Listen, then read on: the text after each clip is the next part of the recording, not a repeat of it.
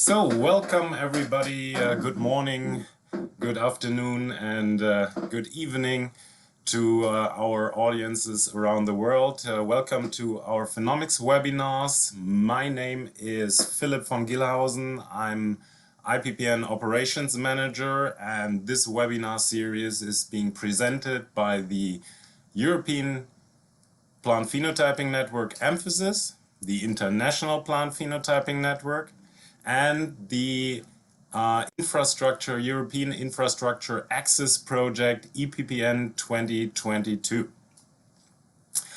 Before we dive into today's topic and welcome our speaker, I would like to highlight two things. First thing is our IPPN newsletter. Our IPPN newsletter had been released in the first release of this year last week. And if you want to grab that newsletter or subscribe to that newsletter, you can go onto our website, hover over the contact control panel here, control panel button, and then simply click one of the entries here. So if you haven't subscribed yet, or if you're interested in the latest news from the global plant phenotyping community, this is your way to go. Another thing I'd like to mention before is our upcoming International Plant Phenotyping Symposium that is going to happen in late September this year. In this regard, there's some news because the early bird and abstract submission periods have extended. Previously, they would have ended on the 1st of April, but they got pushed back for 1 month. So the new early bird deadline is the 1st of May 2022, and the abstract submission window even got further extended, and you can now submit your abstract for giving a talk during the conference until May 15. So, getting back to why we are here in the first place, I would like to welcome our speaker for today, which is coming from LemnaTech and is their chief scientific chief scientist. Please, Marcus, correct me if I'm wrong. Dr. Marcus Jansen from LemnaTech. Hello, Marcus. Hello, Philip. Yeah, my main the title is chief scientist. In fact, meaning I'm the biological scientist who is responsible for everything which is around the plants. So to understand what our customers are doing, to understand how to develop something that it is doing meaningful measurements and thereby interacting with the engineering team and so on. Also promoting things towards outside, writing some information, some articles, some web publications. So doing also the communication with the outer world. So a very variable function, very interesting job indeed. LemnaTech has been one of the industry pioneers of plant phenotyping instrumentation. I think from 2003 on, LemnaTech was in the business, and from then on, created its name, branded the markets all over the world. So LemnaTech is distributing globally. So how is LemnaTech doing today? We are interacting with a lot of different businesses today. In fact, we started already earlier in 1998. So not only 1998. First, we started with ecotoxicology. That's also the reason why there is the name LemnaTech, because that's the duckweed, which is frequently used as an indicator plant in toxicology. But as you will see today, we are also interacting with the seed industry. So people from the seed business are approaching us and asking for technology for taking images and analyzing images on seed and seedling level. We are also in interaction with the vertical farming. We are interacting classically, of course, with the research community. Also, some developments through our practical agriculture are ongoing, where companies that are already in the agriculture area are approaching us to combine the imaging technology with other agricultural technologies. And so it's a highly interesting and also challenging field of activities that we have. And yeah, it's also connected to a broad range of biological questions that we have to work on, and that's making the job very interesting. As you can imagine, we do measurements from as tiny things like nematodes over seeds, small plants, larger plants. And yeah, when you think of agricultural applications, we are also working towards plots and fields. So it's a very broad range of things, of scales, but also a very broad range of species. You will see today within the seed-related presentation that there are already a lot of species occurring. Philip, one technical thing, I can hear my voice double. So when I'm speaking, but I can hear it also from the speaker. Okay. Yeah, I will. This will cease once I mute my own mic. That's probably because you hear the echoing of your own voice in my recorder. Sounds like that. That will stop immediately. I'm just gonna say one sentence more, and then the stage is all yours. So, as I've already said, LemnaTech is focusing recently on the seed quality testing, and this is also the title of your talk today. Artificial intelligence enables new ways in seed quality testing, and I'm very excited to hear from you what LemnaTech is doing in that regard today. So, as said, the stage is yours, and I'm looking forward to your presentation, Marcus. Okay, thanks, Philip, for the kind introduction. I'm now sharing my screen. Same time, I'm also, or should I switch off the video because it's only happening on the screen? It's probably, from my perspective, no need to having a video showing me. Yeah, you can decide which way you feel most comfortable. However, our viewers, especially the ones, of course, that are sitting in front of the computer or watching the video on YouTube later on, they always like to see someone. Okay, then I leave the camera on. So, yeah, so I shared the screen. I hope you can see it now. Yes, very well. Okay, today I'm going to talk about artificial intelligence that enables new ways in seed quality testing. And you see a lot of different seeds in the background. That's what I meant with dealing with different species. Already at seed level, a lot of different species are of relevance. Seed breeders not only produce the major crops, but they also have herbs and vegetables. So there is a lot of variability in the objects that should be analyzed.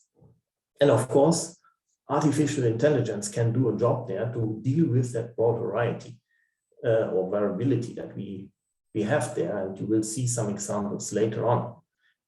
To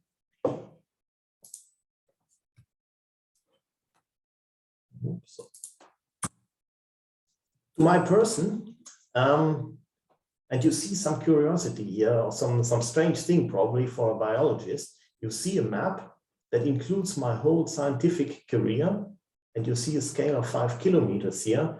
You see a corner with Belgium, the Netherlands, and Germany as the main part of the map.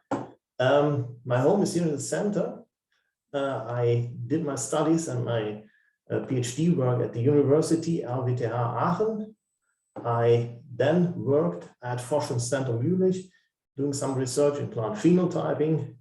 And later on, in 2014, I moved to LemnaTech, which again is in Aachen, but at a different part of Aachen compared to the university. So usually when you talk to biologists, they say, oh, I had to move here and I had to move there. And it was impossible to have a career without moving throughout the whole world. In fact, that's a counter proof. However, still moving throughout the whole world is normally also part of my job, because I have been in all of these jobs that I did at different conferences or institute visits throughout the world. And I expect that this also will start in near future as soon as that damn virus is fought back a bit, and yeah, there might new possibilities to come together and also in person, and not only to meet via web services. So as said, I'm biologist application specialist at LemnaTech, and LemnaTech, as we heard already, is a company in plant phenotyping. It is in digital imaging and image processing, and of course it has related hardware. We started in 1998. We have technologies that work at lab scale, at greenhouse scale, and also outdoor. But the core always is taking images and having some software that analyzes the images, that takes data out of the images and interprets the data. So the value generation not happens at the hardware, it happens at imaging and image processing. We have customers, as said, throughout the world.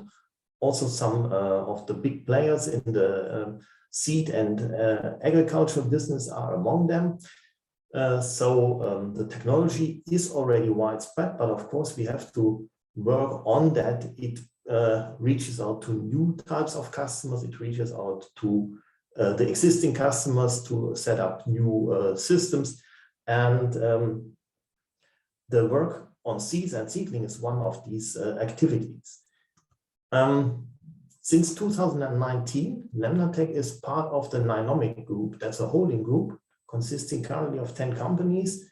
All of the companies are somehow related to optical measurements with intelligent sensor solutions for different purposes.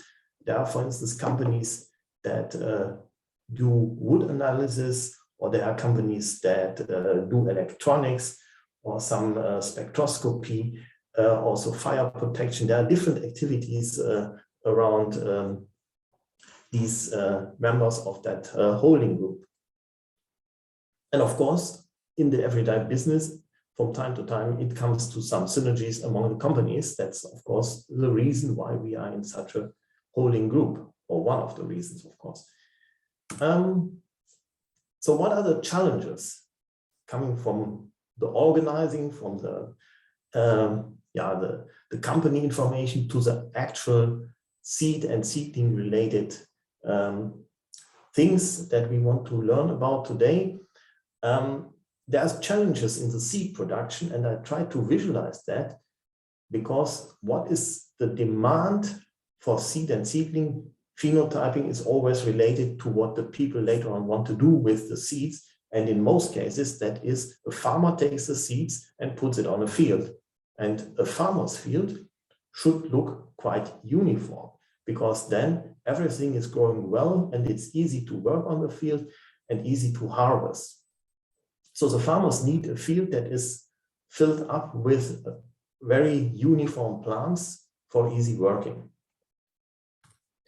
But if the germination rate of the seeds is too low, there are gaps. So there will be less harvest, and there's also space for unwanted plants. So that's something that farmers don't want to have, and therefore it's important to have some information about the germination of the seeds. It's also important to see whether this germination happens synchronous.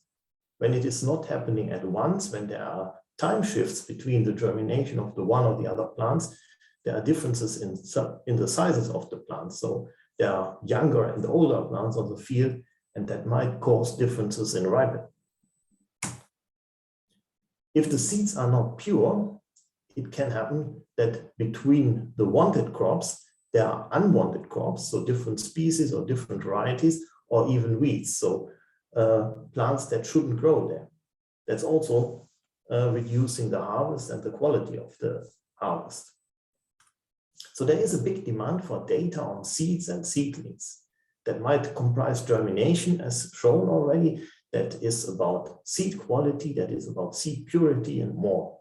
And traditionally, all these information is gained by visual inspection. So people go to the seeds, go to the seedlings, have a look at them, take some notes, make some personal ratings, and somehow collect all these data probably on paper, and later on feed them into a computer. But imaging and image processing enables a digitization of that process. So why do we need the imaging, the digitization, and the image processing for the seeds and seedlings? The very first step that should not be neglected is the documentation. Whenever you do a rating of your seed or seedling material and you take a photograph of it, you have documented it. You always can recall that photograph and have a look. How did it look like 1 week ago or several months ago? If you only take some notes on paper and you get in doubt whether this is correct later on, you can't go back to the material if you don't have a photograph. So already the taking of the photograph is an important step, because then you have the documentation. But you don't only want to take photographs to document it, you want to have a digital assistant for the seed inspection specialist, because the specialist has the big knowledge about the seeds and seedlings, but frequently the specialist is doing quite boring work. The specialist is counting, the specialist is taking notes, but his knowledge or her knowledge can also do better jobs than just sitting there and taking notes. So the knowledge can be set to improve the seeds and seedlings instead of just doing a counting job. You can also be faster, because taking an image is done in seconds. Such a counting process frequently takes several minutes or even hours. And of course, such an imaging system and a computer doesn't get tired, and it is not depending on a human impression. So it is not an interoperator bias that comes when two persons are doing the same job. When two computers with the same software are doing the job, two cameras, then there is not that bias that comes when it is about two persons. And you get access to new information types that I also will show today, and you have a perspective for automating the whole process.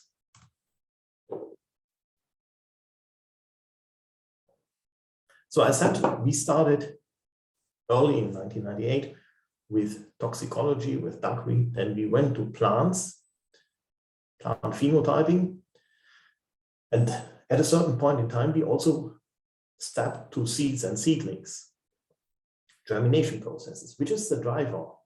In industry, frequently, customer demand is the driver to develop something. So customer approached us and said, have a look, we have these germinating seedlings on paper.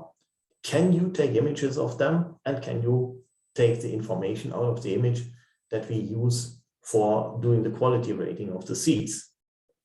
So we tried it, we made a feasibility evaluation, and as we saw that it worked, we developed a solution for that particular customer.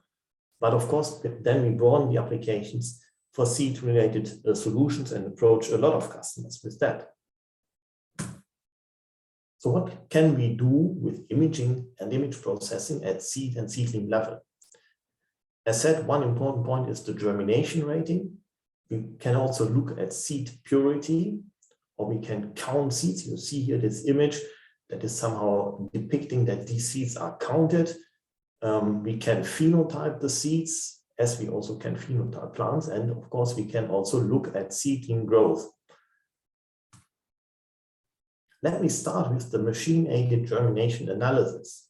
So you see here some germinating seeds on paper, which is a typical process that seed inspectors are doing. So they put seeds on moist paper, they let germinate them on that paper and inspect it from time to time and assess the germination rate. And probably also some quality traits of the seedlings that they see. So a tray looks like that. You have the seedlings that emerge from the seeds. You have some seeds that didn't germinate. You have also, like here, that looks like a fungus, so some mold is growing there. And there are very different outcomes of the different seeds in case the seeds are not so uniform. As said, it's important to have uniform, but that apparently is an example where the uniformity is low. With image processing, we can recognize the different things that are in the image. For instance, all the shoots are marked in purple, the roots are marked in brown, root hair are marked in yellow, the background is marked in blue. So we come from here to there. So we have recognized with the image processing a lot of things, and then we can turn that into numbers. For instance, the germination rate. I will come to the analysis of germination rates later.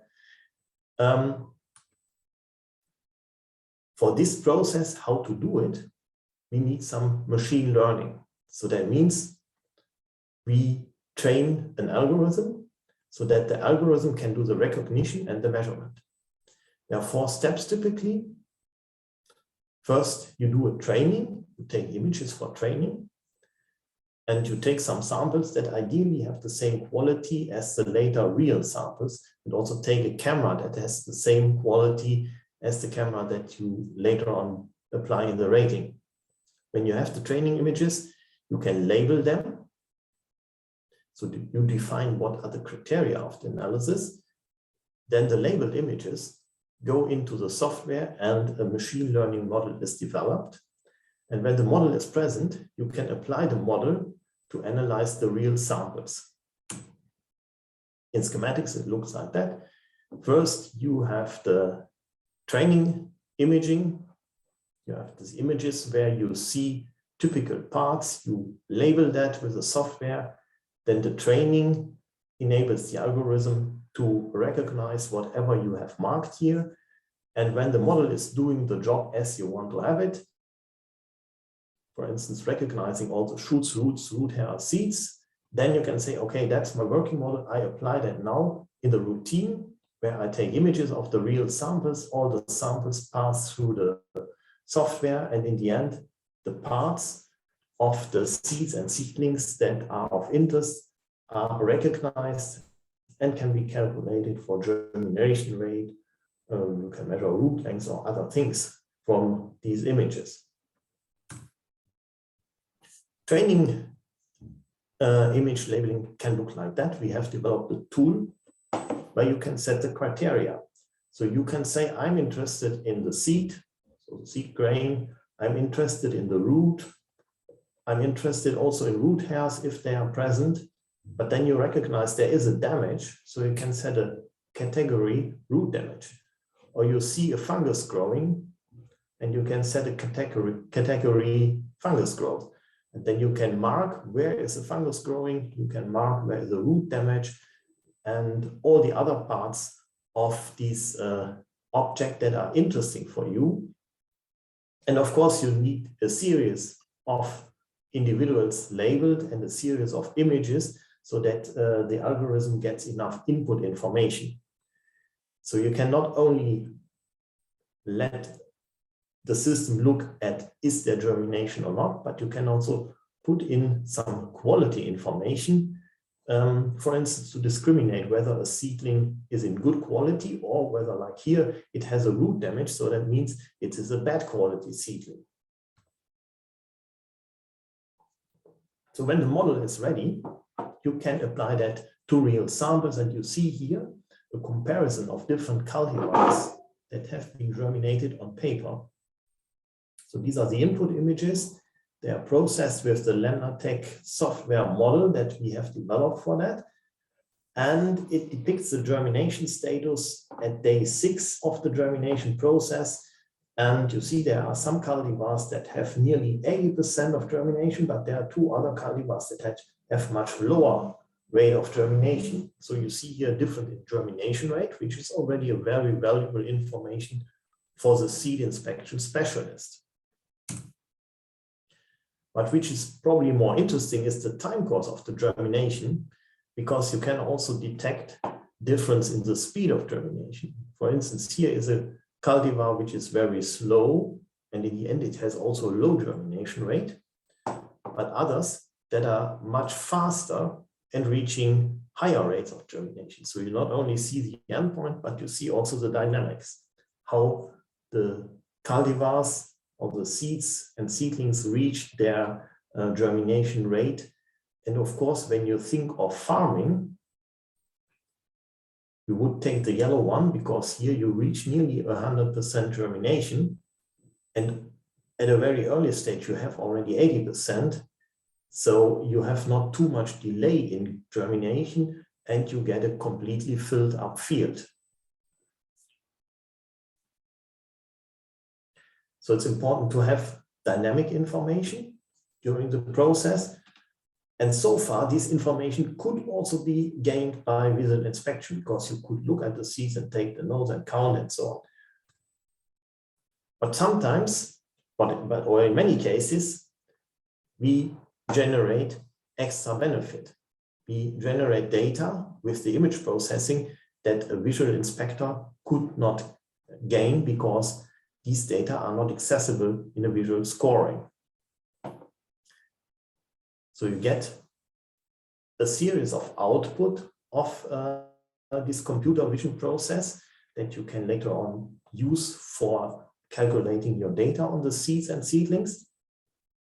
And the additionally provided data types are, for instance, size, color, or root and shoot length information that you never would get when you just count the germination from such a paper. You look at the paper, you can count how many seedlings are present, how many seeds have not germinated. But when you would take a ruler to measure every root and to measure every shoot, and probably also try to figure out the area of the seedling, then you would sit for not only hours, but probably days in front of one or a few samples, and you wouldn't make any progress. So therefore, traditionally, things like root and shoot lengths are not routinely assessed in such a germination testing. But here, with the image processing, this is the same outcome in one step. So you don't need even to do extra work, because the computer system provides this data in one step together with the germination rate. So you get information that can be used for quality rating, and make quality rating also more independent of personal impression. Of course, it can happen. You look at seedling quality, you see, oh, that looks not good. But when you have measurements, when you have dimensions of the seedling, you can also build some classification based on the seedling dimensions. So you have not only an impression that something looks not good, but you can also underpin that with some numerical data. So germination rating and seedling assessments is, as said, applicable to the most common seeds, cereals like rice or wheat. We have seen some examples with rice. Other field crops like sugar beet or rapeseed, sunflower, vegetables like tomato or cabbage, herbs, and also ornamental plants, which are not to neglect. Sometimes the seeds are too large for the imaging setup. When you have coconuts, probably they don't fit in the field of view, or when you have orchids, you would need a microscopic optics. In the typical imaging process, that's not possible, but why not building some? As said, we can also have a look at nematodes, so why not looking at also at orchid seeds if somebody is interested. And as said, we can also image a growing plant. We can also image a coconut. Why not? We only need to take a different imaging setup compared to what we need for wheat or rapeseed. Here's some live examples that come from different analysis that we did with customers. For instance, here are examples with sugar beet seeds. They can be uncoated, or typically in farming they are coated with a coating that provides seed protection, but also could contain some fertilizer or anti-fungal agents to prevent molding during the germination. Here's an example with carrot seeds, broccoli or lettuce seeds here on that sheet. There's an example with cotton. You see here the labeling process that I showed briefly before. That was taken from that cotton example. Or, of course, very important, field crop is wheat.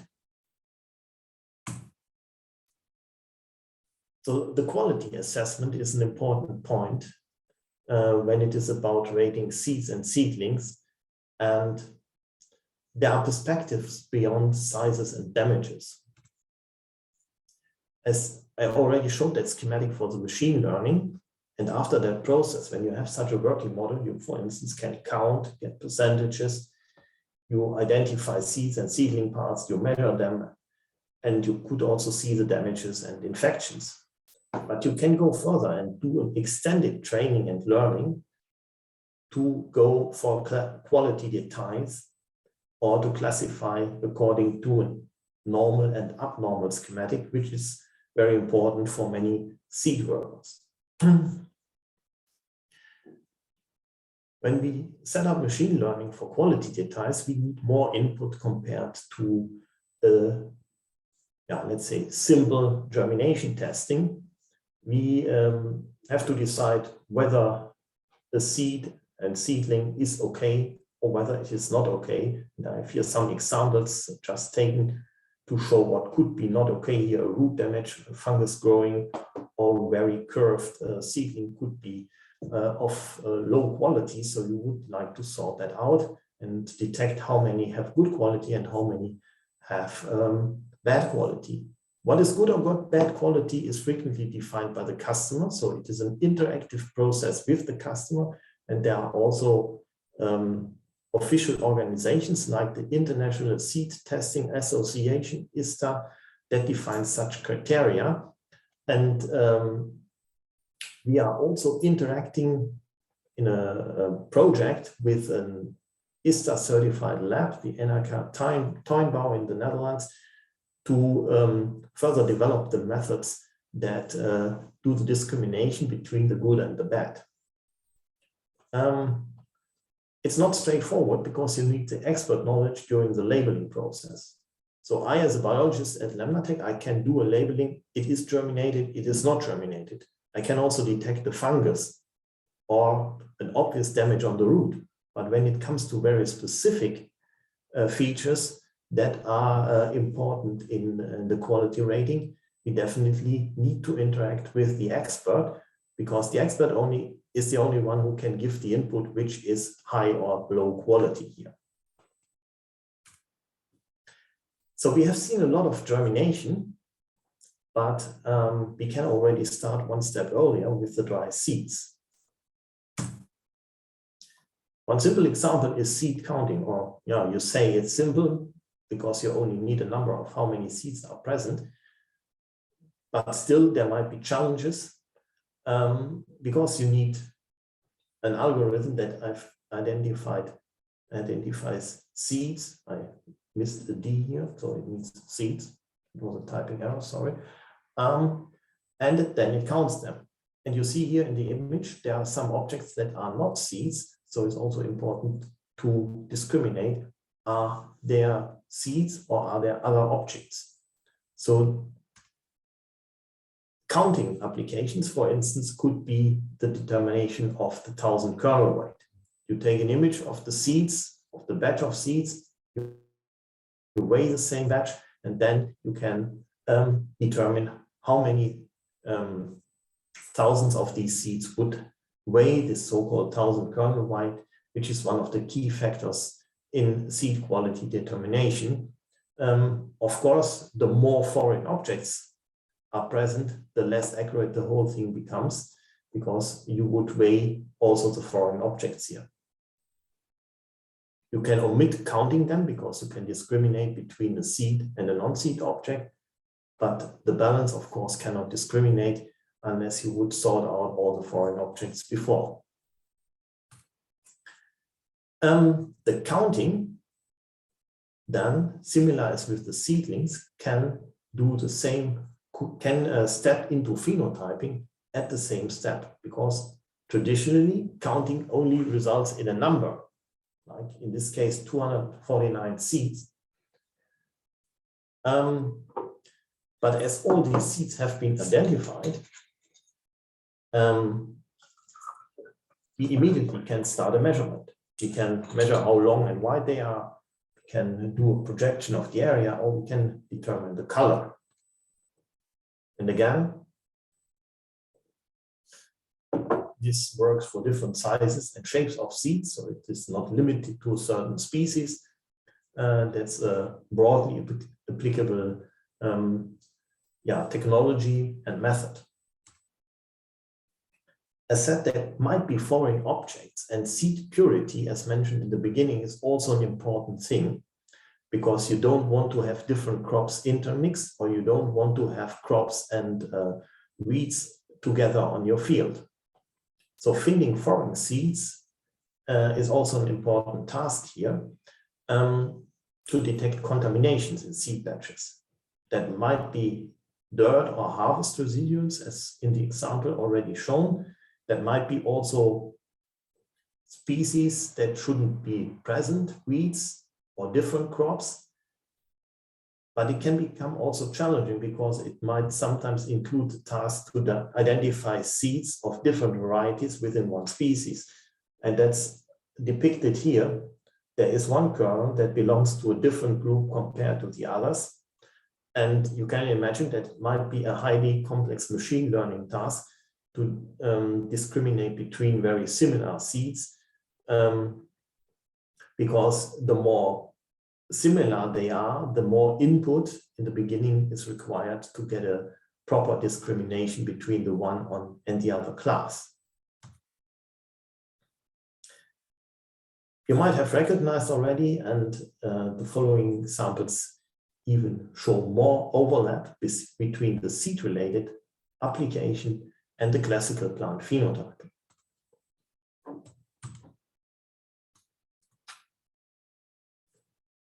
In this example, the task was to find and count the emerging seeds.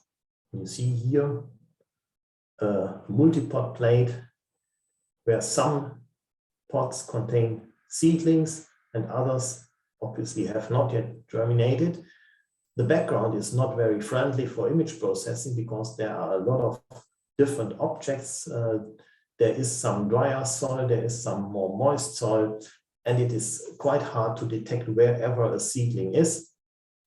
So that was already a challenge for processing the image. In the end, it turned out there were 7 pots with plants, 29 pots without plants in that example, and it was possible to measure the size of the plants, and there is of course an average, but some of the plants are far beyond below the average, so they are lagging behind, and the time course here would show whether the remaining pots also would germinate later, or whether the remaining pots will stay empty because of non-germinating seeds there. Here is a zoom in on such a small plant. You see it is directly next to such a kernel of soil amending substance, and here you see really the challenge for the machine learning to recognize which is a plant and which is a background object. Another example here, there are even not single pots or such a multi-pot plate. It is just a soil surface, and seedlings are coming out and start growing. Yeah, and latest year you are already in the area which is done by classical plant phenotyping. Again, you can count how many seedlings are present day by day, starting from no seedlings over a few to a maximum of seedlings. Sorry, that comes out. Apparently no more seedlings coming after day 3, but then they are growing, and you see the size increase from day to day. There's an average of size, but there are also some individuals, and again, the longer the whole thing is growing, the more variability is coming into the population, because there are larger and smaller plants. There's also some connection to basic research. Basic researchers frequently work with Arabidopsis and let germinate them on agar. And here in that example, there was a mutant and a wild type that was germinated on agar. The mutant apparently grows different compared to the wild type. You see immediately the plants look different, but with phenotyping, with seed and seedling, or in this case, seedling phenotyping, we can detect what is the difference. The shoot area is reduced in the mutant. You see the shoots here marked in green, they are smaller. But these shoots are more compact, so the compactness of these mutant plants is higher compared to the wild type plants. Connected to that, the convex hull of the wild type is larger, the convex hull of the mutant is smaller, so there are differences also in the growth habits of these plants. And as here on the agar plate, you will not only see the shoot, but also the root. You can also analyze them. You can look at the primary root, which is larger in the mutant. So they make relatively more primary roots, but they make less secondary roots compared to the wild type. So you get a range of information. And when you are in basic research, you of course can use all the details to characterize how the mutant is performing and what functions the mutant has compared to the wild type, or let's say it in that way, the mutated gene is controlling a series of developmental steps, and you can assign the functions to the mutated genes.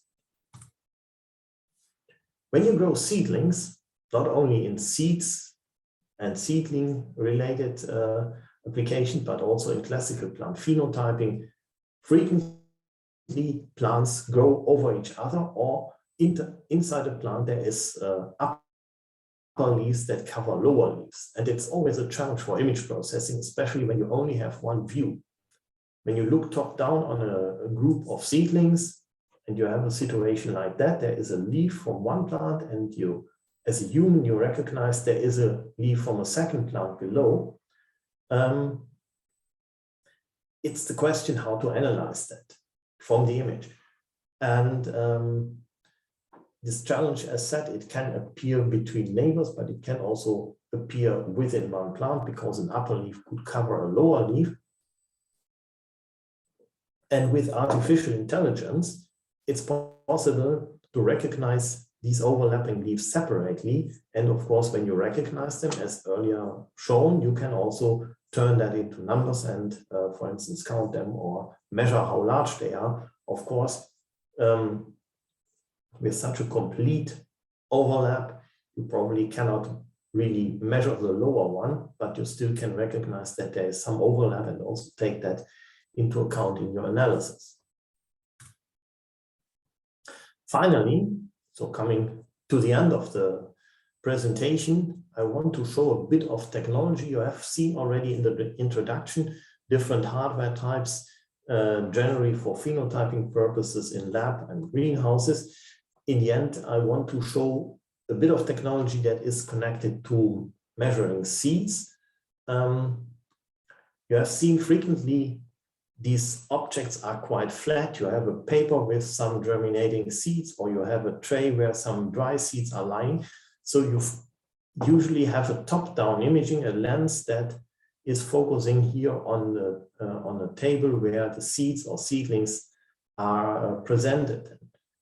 And you have some lamps that illuminate either here top down, or it could also be an illumination coming from the side, or it might also be an illumination from the bottom, depending on how the demand for imaging is and how the objects are best displayed in the image then. So there are different technical possibilities. And the camera then takes the image and puts it into the processing as shown before. And you can do that by hand. So that would be a manual imaging station. You can put in your sample here, close the flap, and then press a button to start the imaging and image processing. You could do that also in a semi-automated way. So you load a lot of samples here in that box, and they are all one after the next pulled into that imaging cabinet here and imaged one after the next. Or you can have that completely automated when you have a shelf system with a traveling imaging system that takes out one of the sample after the next. Here you see again lamps and lights, like it is also here or there. So the message is, regardless whether you have it manually or automated, you always have the same or very similar way of taking imaging and images and processing the images. You see some breeders that are using that technology, for instance, public breeders like the CIMID or the IRI. There is also the KWS company, which is a commercial breeder in Germany. So these technologies are spread in the industry and are used for seed and seedling assessments. So with that, I'm at the end of my presentation, and I think we can use the remaining time for discussing a bit. You see here how to reach me. There is a phone number. Best is using the email address, because yeah, I'm not always close to the phone, because sometimes I'm also in the testing lab, or yeah, the next week I will be on holiday, so you could write me an email, but don't try to call next week, because then I'm out of office. Yeah, so let's start the discussion. Thank you very much, Marcus. Of course, people can also always contact the IPPN office, and then I'm happy to channel this through to your desk, Marcus. No problem. So thank you for this very interesting talk on a niche of plant phenotyping that received more and more attention recently. What has received also more attention are data storage and documentation within plant phenotyping systems. So various data reporting or data storage standards have been evolving in different parts of the world. For example, MyAPI. Is the LemnaTech software capable compliant to one or some of these data reporting standards or data annotation standards like MyAPI? In the end, it's a matter of the requirements. Our software team is able to match with the requirements of most data storage and data handling standards. So let's say when we are talking about a seed breeding company, they say, okay, we have this and that storages, we have this and that protocols, please make sure that your data output goes in that way of storing into our database. And then the team is able to connect to that. So that is also working in academic environments. So I would say, yeah, complying with data standards is a minor challenge compared to complying with information gain out of the images in a challenging situation, like, for instance, overlapping leaves. So to make it short, our software team is prepared to work with those data requirements. Okay, so they can then cover this demand via tailor-made solutions specifically to the customer. All right. Yes. I mean, standard solutions are already foreseen. Standard outputs are already foreseen. And when there are special demands, it's always a matter of discussion ahead, what should be delivered, and then it can be adjusted. Yeah, of course, some adjustments take more time, some take less time, and of course, it's then a matter of cost in the end. But many things are possible also here on the data side. All right. Next question comes from Akbar Sheikh Akbari. And the question is, thanks for your interesting presentation. I have two questions. One, is your data set available for university researchers? I'll first let you answer this question. We don't have a specific data set for university researchers because we developed the methodology for customers. If the customer is a university or a public institute, they make probably accessible their data set. So in the end, the data set is always in ownership of the customer. Then the data set that we need for developing the method, of course, is an internal one, and that's our property for developing that.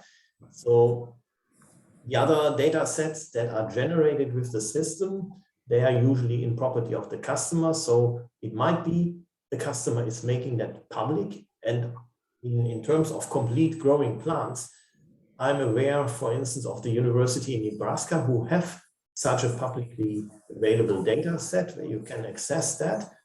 In terms of the seeds, I'm not aware of that. I never came across it.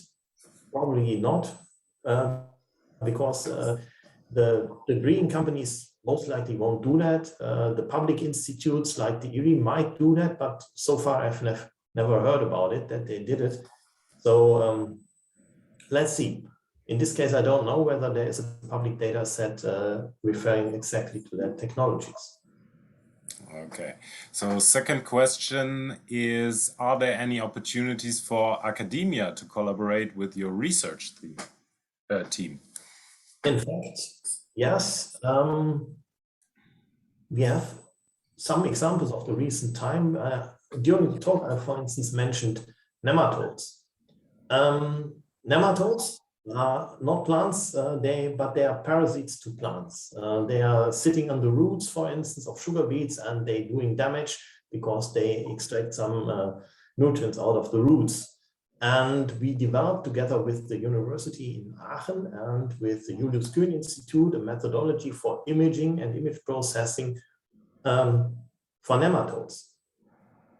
So that was an interactive work between us as a company and two public institutes, because there was some demand in the public institute, in the Julius Kühn Institute, to have such a nematode-related imaging process. And then we applied for funding at the BMBF, and we got some money to do the development. We worked in that project, so that works. That's an excellent example of how a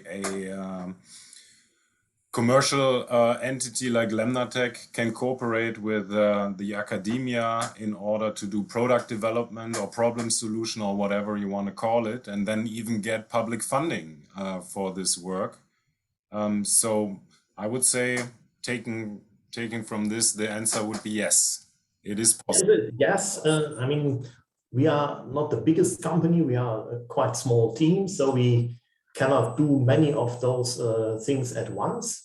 But if it is fitting in the whole process, if we can define work packages that are matching with the other activities, that's possible.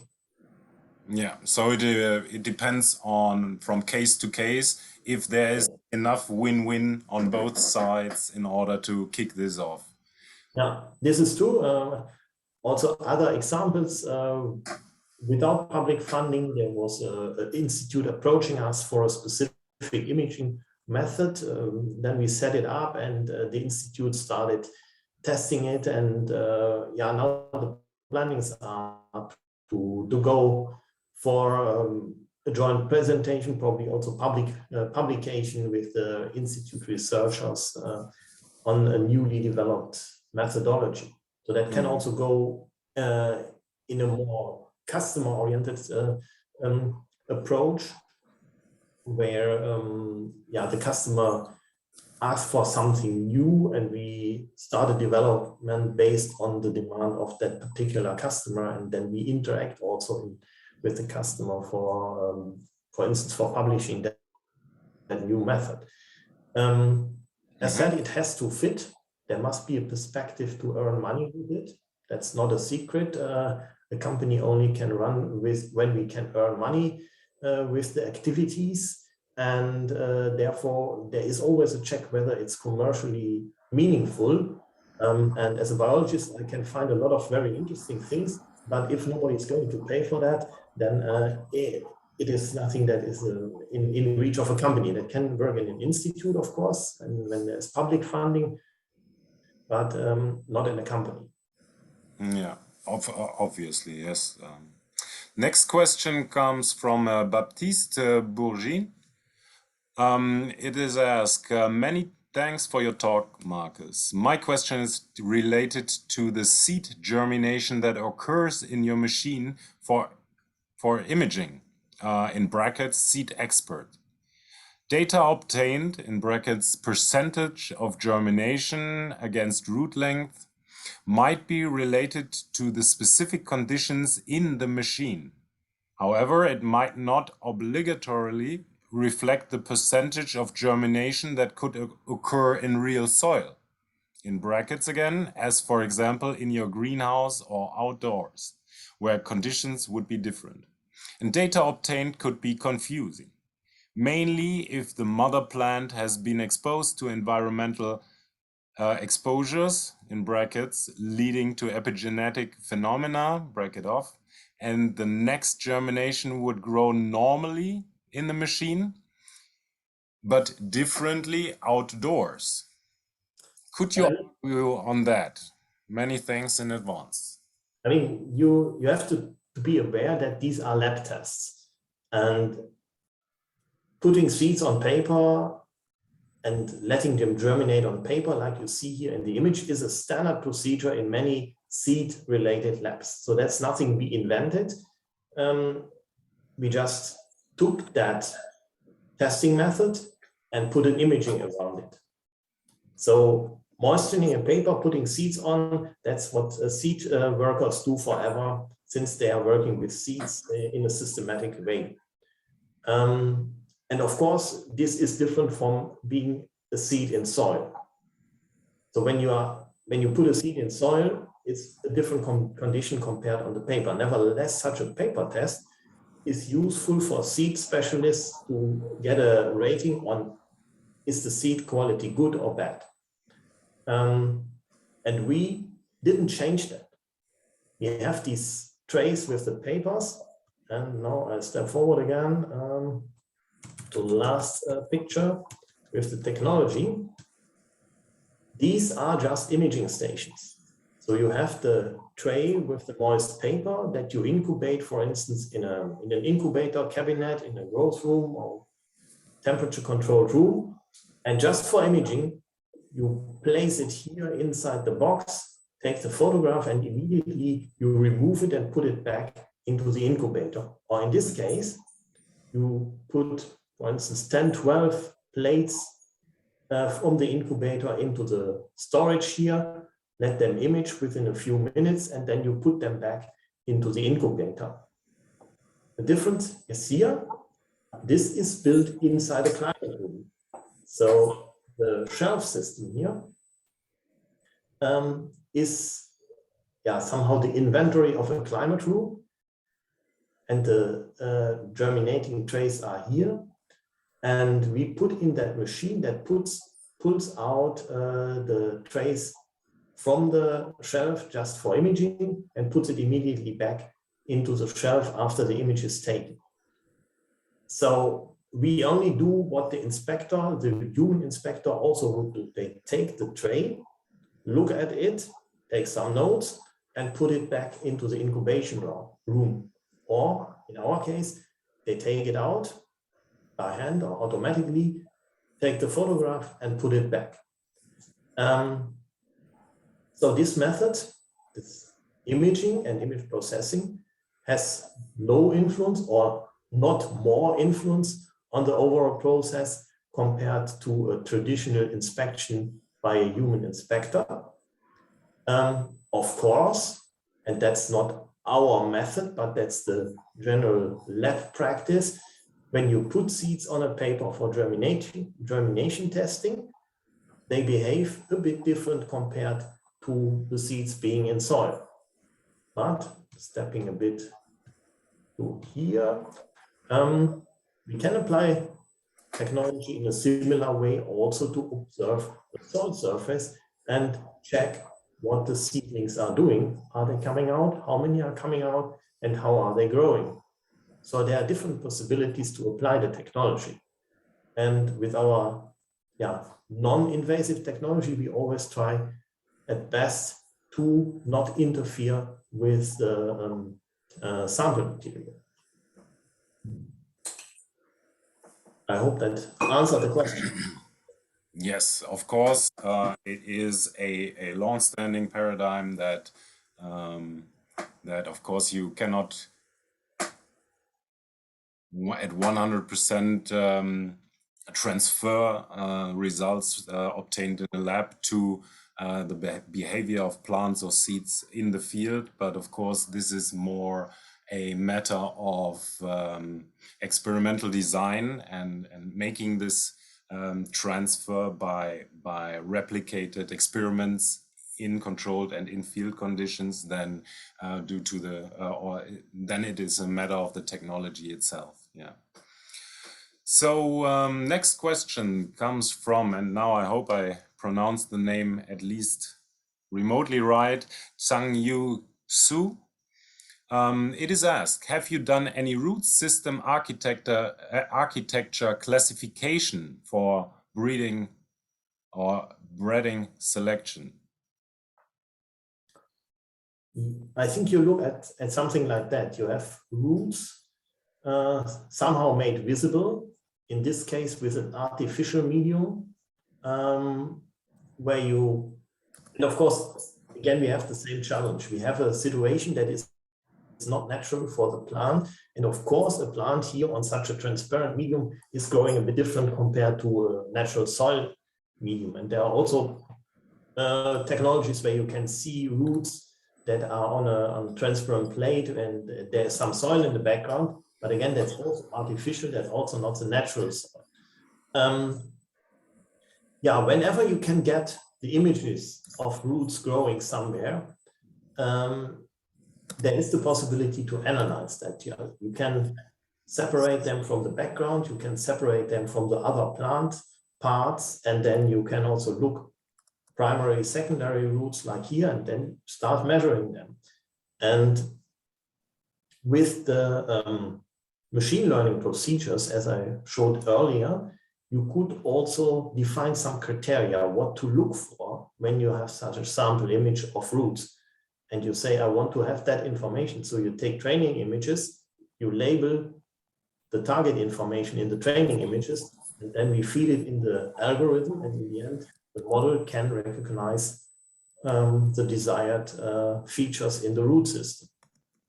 That's always depending on what is asked for. For instance, I don't have it here in the presentation, but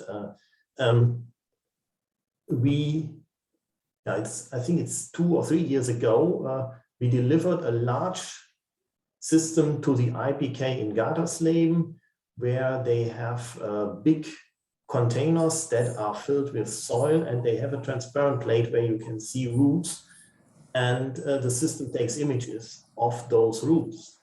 And then they can use those images to process them for any feature they want to get from the images. So they the institute has an own image processing team that takes all the images and exactly measures what they need from those images to do their research job. So there are many possibilities what to do with such images. There are always two challenges. The one challenge is to get a meaningful image, and the second challenge is to get the information out of the image. All right, thank you very much, Markus. So as it seems there are no further questions. Oh, there's just one that came in. Felix Arkens, he's asking, thank you for the presentation. During your talk, when you talked about the remote sensing and machine learning, you had mentioned the validation of measurement or data analysis. I was wondering what and how you usually validate your data. So that's also an application-oriented question. Usually we do it that way, that we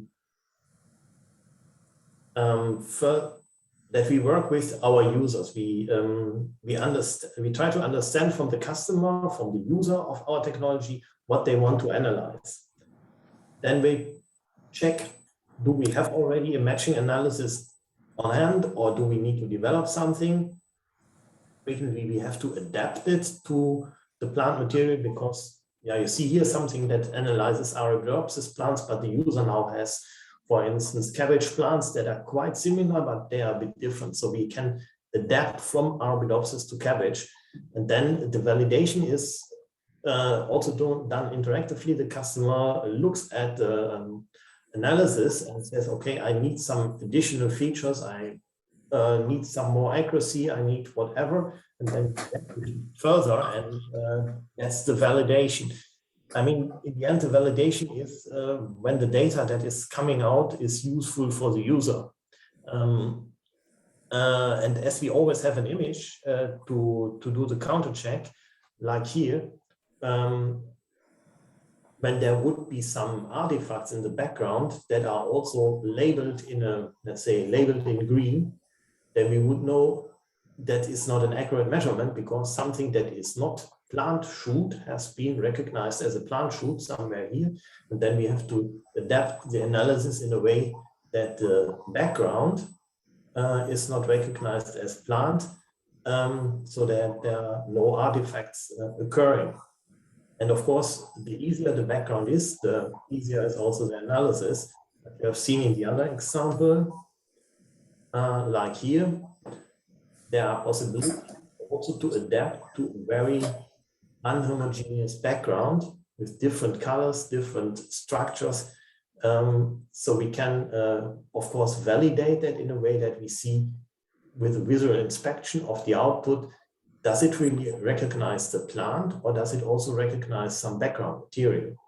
And only if that works, we can deliver that to the final user and they can apply that for their routine measurements. Okay. So Felix is having another question following right after this. Have you ever designed a seed phenotyping system where the seeds are then used for further phenotyping? Both seed and plant phenotyping into one pipeline, or are they always separated? And that's also a good question. In fact, it usually depends on what the user is doing with the material, and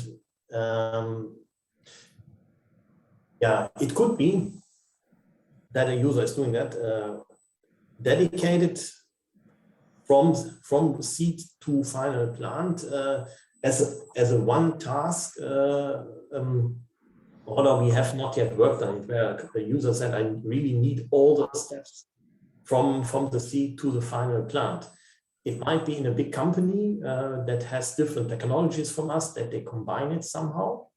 We don't know, because big companies usually don't tell too much about what they are doing. That could be but to say it in that way, there was not yet a customer that said, okay, please set me up a series of systems that do it from step 1 over step 2, 3, 4 to the final step. So that would be possible if somebody's asking for it. Usually it's a matter of funding. Institutes frequently get funding only stepwise, and they have a lot of ideas when they approach us first. And we have to narrow it down to the core application because the funding is always limited. It could be possible to start with the seed and then work further with growing plants and then work further with bigger plants. Technically, that's possible. As said, it's only a matter of the cameras, the right lenses, the right illuminations, and the processing then is again a matter of training the algorithm in the correct way, that it looks for the right features. So that would be possible. And essentially it's a matter of the user getting funded the whole process, because for each step you need most likely a different camera, most likely a different outer setup where to take the images, and different processing algorithms. Thank you very much, Marcus. So the last question goes out from me to you, Marcus. Now that Corona is hopefully coming to an end, or at least to a status which will allow all of us to travel internationally and to attend big conferences, will we see you anywhere on the world on any of these conferences this year? So of course, I hopefully, of course, think that you will be coming to IPPS 2022 in Wageningen in September. Anything else? The planning is actually for that IPPS. I booked the ticket recently. Good to hear. So we will see each other in Wageningen, hopefully. We are just making up the mind which conference to choose. I mean, the coronavirus had the situation that it completely stopped everything. That means the advantage was that we could take longer time for developments, longer time for work in the office. So we were not in this conference attendance routine where we step from one to the next, which, looking backwards, was not a mistake. It was also it was a pity that we didn't see people in person at conferences. However, it also makes the possibility to better focus on what conference to take. So we are currently in the selection process of future conferences, which are really meaningful. And we really take it slowly. We have plannings that we look for meetings in the closer area. I think there is some meeting in Bonn or in Düsseldorf where we plan to just pass by as a day attendant. We have on the list that IPPS, where I booked the ticket recently. A colleague of mine is planning to attend the Analytica meeting in Munich, which I think it's in early summer. Mm-hmm. And we are collecting ideas. And on your website, Philip, I saw a list of events that many of them look interesting. Some are unfortunately quite remote. There was one I think in Senegal, which looked interesting. However, we thought, it's somehow uncertain whether it's economically valuable to move to Senegal. This, of course, is always a decision that needs to be taken. But I'm glad you pointed this out. This is something I wanted to mention as well. So we have a news, but also an events calendar in our IPPN website, plant-phenotyping.org. So there, at least for the plant phenotyping community, relevant conferences are being listed, and as in-person events, hopefully will increase, happening throughout the rest of the year. You will find any updates on there. If you are specifically looking for news in regards to conferences and whatsoever that LemnaTech is attending, you are free to pass by our LinkedIn or our Twitter accounts. There we will fetch anything which we see on the web which is relevant in the context of plant phenotyping, and post this there, and be sure to check these out if you want to stay tuned on this or that company appearing or attending this or that conference. Yeah, and also on our website we have a section on conferences that we are planning to attend. We have also a section on news. By the way, our web admin is planning to reorganize that, so the navigation will change a bit in the near future. But if you go to the search field, you would also find the news and the conference and the current state. And I think they will be more prominent in future, because we found out that they are currently a bit too hidden, but they are present on the website. And I will also take care that they are regularly updated whenever we identify a meeting where we are definitely going. Then I would take care that it is appearing there. And with the mentioned social media like LinkedIn, I'm also putting that there immediately in person, because I'm also taking care of our LinkedIn activities. So I will check that the information goes out there. All right. So again, I want to thank you, Marcus, for your time and giving us this presentation on the newest developments in seed testing from LemnaTech. I wish you a fantastic day, and to everybody left with us, thank you for attending, and see you on our next Phenomics webinars. Thank you. Well, thanks, Philip. Yeah, and thanks to the complete audience for listening today. As said, you can send me emails, you can contact Philip and he will forward them, and we can stay in contact. And yeah, as Philip mentioned, there is a recording, and we will put that on YouTube, I guess. Yes, on our IPPN YouTube channel. Okay, then yeah, hope to see you somewhere in person. Hope to get some messages from you, and thanks for discussing and listening today. It was our pleasure. Bye-bye, Marcus. Thank you very much. Goodbye. Have a nice day.